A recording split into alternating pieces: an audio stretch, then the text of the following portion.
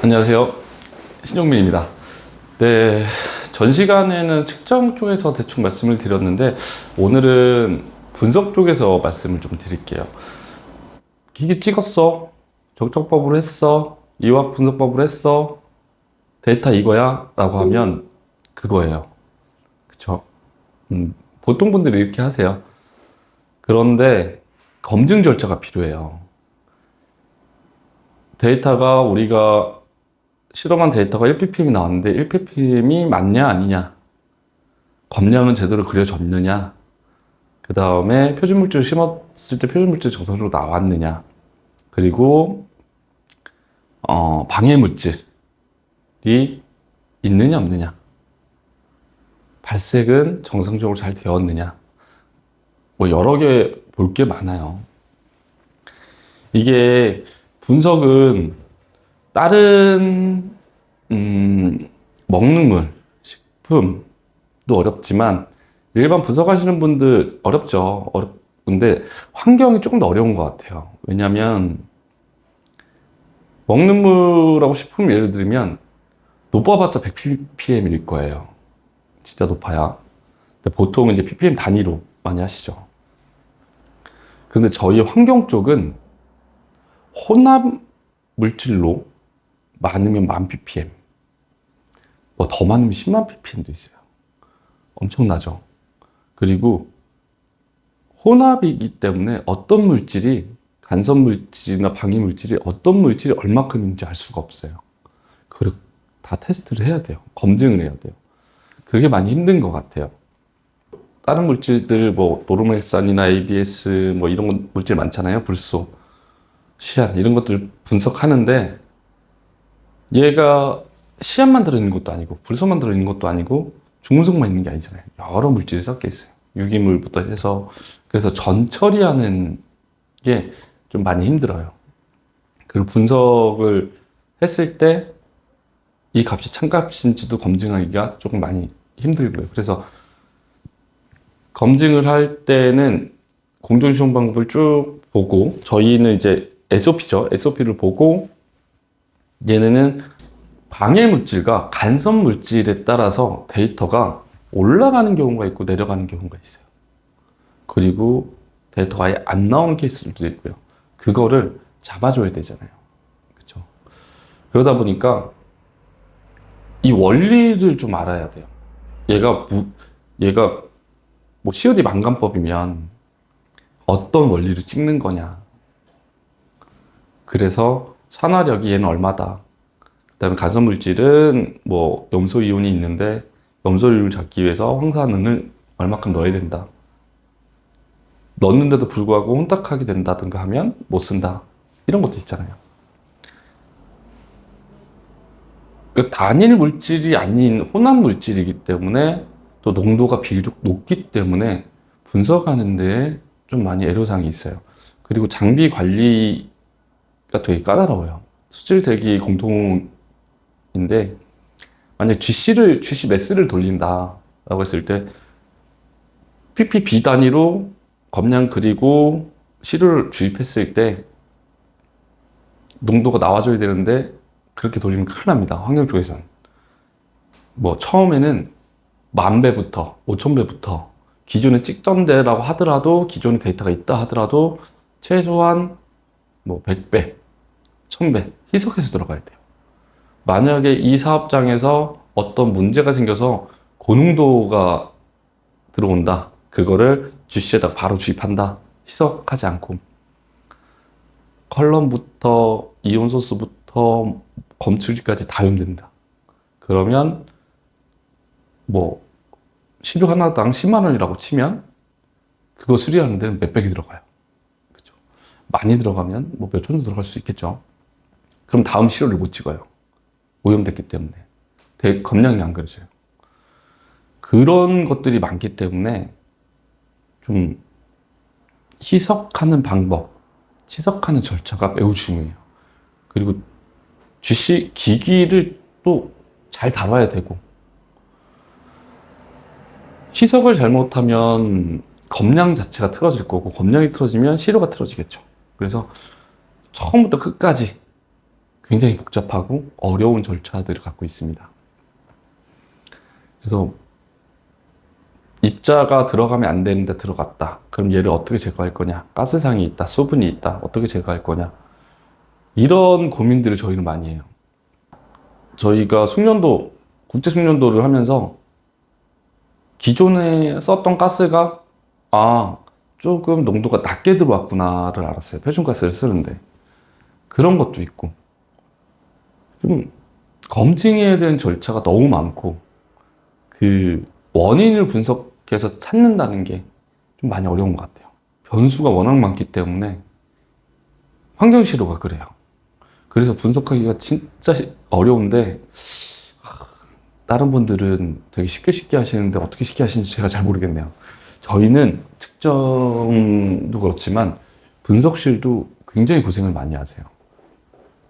진짜 늦게까지 남아서 회수율 테스트도 계속 해야 되고, 또 저희 공정시험 방법만 쓰는 것도 아니고, 또 수시라든가 국제 숙련도 수시라든가 정기 국제 숙련도 ERA를 볼 때 국제법도 다 봐야 되거든요. 근데 국제법도 세밀하게 나와 있는 게 아니에요.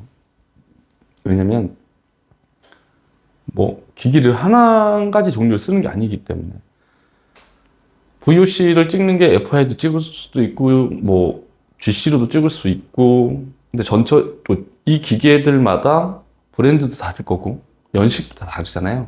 그래서 여기서는 큰 바운더리만 잡아줘요. 큰 게만 잡아줘요.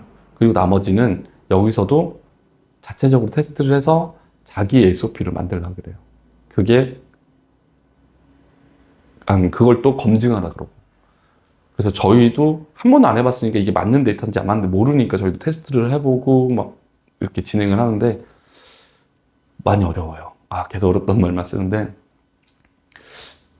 그래요. 그래서 조금 난이도가 많이 높다 라고 좀 말씀드릴 수 있을 것 같고, 또 분석에 대해서 저희도 이제 계속 테스트하고 연구하고 하다 보면 이런 것들이 있어요. 표준 물질을 희석할 때 온도를 잘 지켰느냐, 그 다음에 증류수도 좀 받아놔서 증류수도 20도로 보정을 하고 시료도 20도로 보정을 했느냐, 이런 것들. 효자는 검교정 받은 거를 썼느냐, 이런 것도 조금 데이터에 영향을 줘요. 적게는 5%에서 많게는 10%, 뭐 20%까지 가는 경우도 있겠죠. 그거를 테스트를 하나 다 해야 돼요. 이게 데이터가 막 우리가 40% 적게 나왔어. 그러면 한 번에 40%가 오차가 발생하는 경우도 있지만 5, 10, 15, 5 이렇게 해서 조금씩 합해져서 그렇게 나오는 케이스들도 있어요. 그래서 하나하나 다 검증을 해야 돼요. 그 다음에 시약도 어떤 시약을 쓰는 거냐, 시약이 특급이냐 아니면 어떤 성질이냐, 이것도 좀 잘 알아야 돼서, 분석은 데이터의 이해도도 있어야 되고 기기를 다룰 수도 있어야 되고, 기기 운전은 기본이고 간단한 뭐 소스 클리닝부터 컬럼 교체, 그 다음에 뭐 장비가 정상적으로 되는지 안 되는 테스트까지 좀 아셔야 됩니다. 그러니까 이런 거죠. 자동차를 샀는데 운전만 해요. 엔진을 안 갈고 타이어 안 갈고 브레이크 패드 안 갈아요. 차 금방 고장 나겠죠. 아니면 사고가 나겠죠. 그거랑 똑같아요. 장비도 똑같이 유지 관리를 굉장히 잘해야 되고, 뭐 경유차에다 휘발유 주면 큰일 나잖아요. 똑같아요. 그런 것들을 지금까지도 좀 많이 테스트하고 공부를 하고 있습니다. 무조건 찍는다고 해서 찍는 게 아니잖아요. 이제는 우리나라도 이제 선진국에 올라갔는데, 데이터가 나왔는데 찍었을 때 이렇게 나왔습니다가 아니라 왜 이렇게 나왔는지, 그리고 어떤 검증 절차를 거쳐서 나왔는지, 또 측정이 안 되는 것들도 있어요. 실제로 분석이 뭐 간섭물질이나 방해물질 때문에 분석이 안 되는 것도 있어요. 그거는 현장에다 실제 말씀을 드려요. 이건 분석 안 된다, 어떤 이유에서 안 된다, 사유로 인해서 말씀을 드려요. 근데 웬만하면 저희도 해드리려고 노력 많이 해요. 뭐 그 시료 하나 가지고 뭐 두세 명이 붙어서 뭐 논문도 찾고 학술지도 보고 전처리하는 거 테스트도 해보고 웬만하면 해드리는데 도저히 안 되는 항목들도 있어요.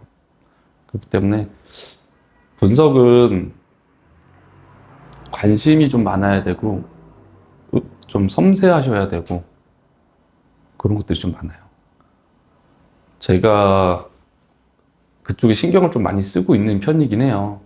이제 장비 뭐 고장 나면은 제가 뜯어서 고쳐주기도 하고, 그다음에 같이 공부도 하기도 하고, 테스트도 같이 진행하고, 또 테스트하는데 검증 절차나 이런 것들 순서 중요하죠. 그런 것도 같이 잡고 하거든요. 근데 하면 할수록 많이 어려워요. 이게 저 학문은 점점 깊이하면 깊이할수록 더 알아야 될 게 많고 더 어려워진다고 하잖아요. 분석이 그런 것 같아요. 그래서 분석은 저희는 조금 뭐 신입사원 같은 분들은 면접 볼 때 좀 까다롭게 보는 게 아니라 신입사원은 의지라든가 기본 지식을 좀 많이 보려고 하고요. 경력직은 실제로 운영을 해봤고 검증을 어떻게 해봤는지 여쭤봐요. 근데 거의 이제 많이 없으셔서 저희는 환경과 아니 자가 측정 업체에서 경력을 그래서 거의 인정을 안 해줘요.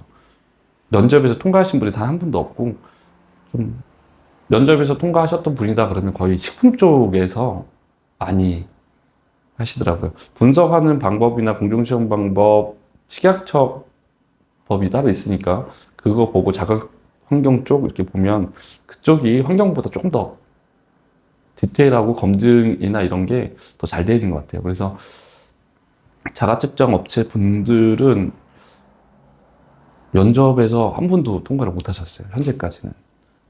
네, 앞으로는 더 능력 많으신 분들이 계실 거니까 저희 회사 분들보다 더 많이 성장하시길 바랍니다. 그래서 저희 환경하는 분들도 인정받아야죠. 환경이 인식이 되게 안 좋잖아요. 너네가 뭘 알아? 이런 케이스도 있고, 니네가 분석을 제대로 해? 이런 분들도 있고. 근데 그거에 대한 인식을 좀 저희가 많이 바꿔야 될 것 같아요. 네. 이제 다음번에는 저희가 좀 디테일하게 뭐 알고 싶은 항목들이 있다던가 분석하는 절차를 보고 싶다라고 말씀하시면 실험하는 거 보고 싶다라고 하시거나 아니면 측정 현장을 좀 보고 싶다고 하시면 저희가 이걸 현장에서 촬영을 해서 올리도록 하겠습니다. 또 다른 것들 뭐 궁금한 거 있으시면 댓글 남겨주시고요. 뭐 업체 사업장 분들 중에서도 뭐 우리 사업장은 이런데 뭐 좀 알고 싶은 게 있다 모르는 게 있다라고 하시면 댓글 남겨주시고 하시면 저희가 또 저도 공부해보고 제가 아는 거라고 바로 답변 드리고 잘 모르는 거다라고 하면 저도 이제 공부해서 답변을 드리도록 하겠습니다. 저희 유튜브 이 채널에 좋아요, 구독 부탁드리겠습니다. 그럼 다음 이 시간에 또 좋은 자료로 좋은 정보로 찾아뵙도록 하겠습니다.